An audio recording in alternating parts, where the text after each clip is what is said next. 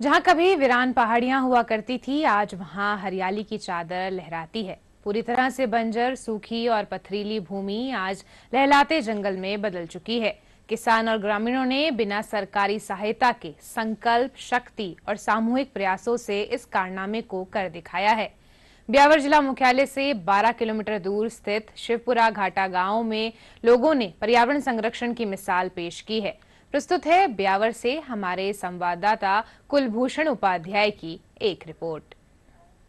1995 में ब्यावर में पर्यावरण संरक्षण की नींव रखी गई थी, जब गांव के लोगों ने जंगलों की कटाई और जल स्रोतों के सूखने से उपजी समस्याओं का हल खुद ढूंढने की ठानी। सरकार द्वारा पेड़ लगाने के दौरान उनकी देखभाल के लिए वृक्ष उत्पादन सहकारी समिति की स्थापना कर ग्रामीणों ने 80 बीघा बंजर जमीन पर हरियाली लाने का संकल्प लिया। आज 240 सदस्यों की टीम इस 80 बीघा जंगल की देखरेख में लगी है। जंगल गवर्नमेंट की तरफ से वृक्षारोपण के लिए एक समिति बनी थी और उन्होंने कहा भाई इसकी रक्षा कैसे करोगे, हम तो लगा के दे चले जाएंगे, फिर रक्षा कैसे करोगे। फिर हमने गांव वालों से 15-15 रुपए लेके उनको सदस्य बनाया और उसमें कसम खाई भाई इसमें कोई जानवर नहीं जाएगा, पैदल भी नहीं जाएगा। काफी सालों तक, 25 साल तक किसी को जाने नहीं देते।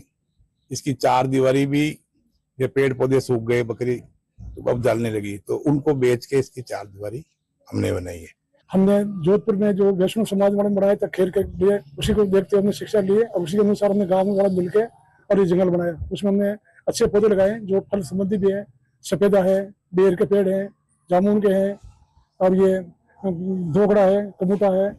ये अच्छे पौधे हैं जो कि आज हमारे गांव के पूरे गांव की एकता से रक्षा कर रहे हैं और हम 240 आदमी मिलकर इसके मेंबर हैं जो कि पूरे एक साथ देखरेख करते हैं।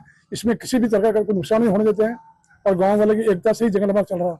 आज इस जंगल के अंदर किसी आदमी को, यदि हमारे गांव जंगल बंद हो तो किसी आदमी को जो आदमी रखा है चौकीदार, उसके अलावा कोई आदमी हमारा अलाउ नहीं है जाने लिए और हम हमारी मर्जी से अलाउ जाते नहीं है कि हमारे जंगल का आदमी एक ही देखरेख करेगा। पेड़ पौधे लगाकर बाउंड्री करके हमने क्या फिर हमारे साथ ये स्कीम चली थी, अजमेर जिला था तब, आसपास पूरे अजमेर जिला में चली थी, लेकिन एक सिंगल शिवपुरा घाटा गांव में ये मतलब सक्सेस हुआ।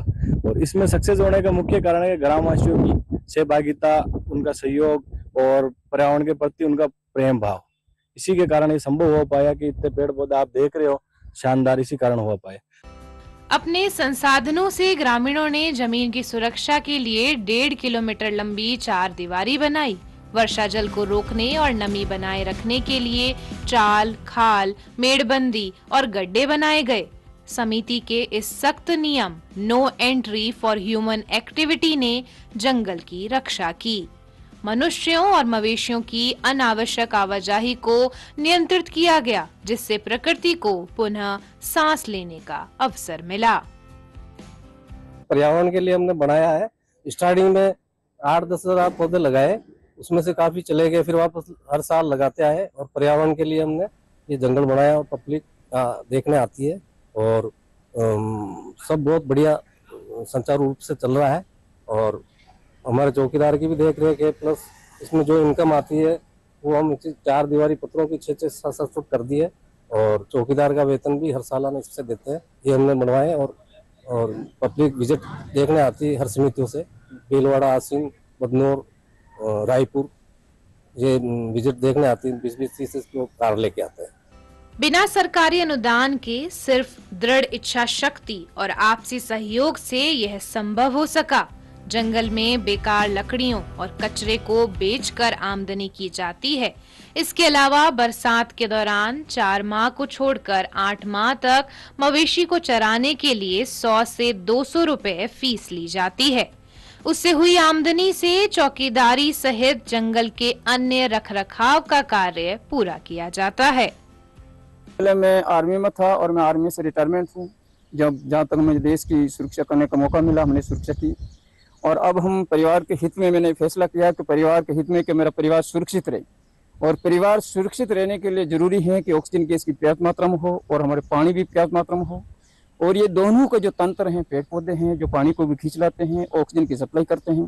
क्योंकि हम वैसे भी कोरोना में के दौरान हमने ऑक्सीजन की कमी का हमने खामियाजा भुगता है, तो हम नहीं चाहें कि आगे के लिए भी हमें ऐसी परेशानी आनी पड़े। इसलिए मैंने रुचि रखी है कि पेड़ पौधों को मैं रखवाली रखूं और उनको बड़ा करूं, ताकि पेड़ पौधों से जो ऑक्सीजन की मात्रा है वो हमारे जहाँ हम रह रहे हैं वो उस गाँव में पूर्ति हो, और पेड़ जो लकड़ियाँ हैं जो सूखती हैं तो उससे हमारे जलाने की पूर्ति हो, और जो पत्ते हैं उससे, क्योंकि हम गाँव पे हमारे लिए तो बकरियाँ भी रखना जरूरी होता है, तो उनके भी हमें पत्ते मिले, और हमारे जो जानवर हैं उनको भी जगह चराने के लिए जगह मिले। और इसको पेड़ पौधों को सुरक्षित के साथ साथ ये जमीन भी सुरक्षित रहेगी।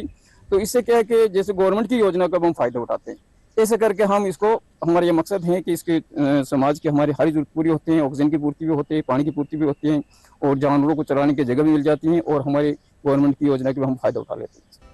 ये गांव अब न सिर्फ हरियाली का प्रतीक है, बल्कि सामूहिक प्रयास और आत्मनिर्भरता की भी मिसाल बन गया है।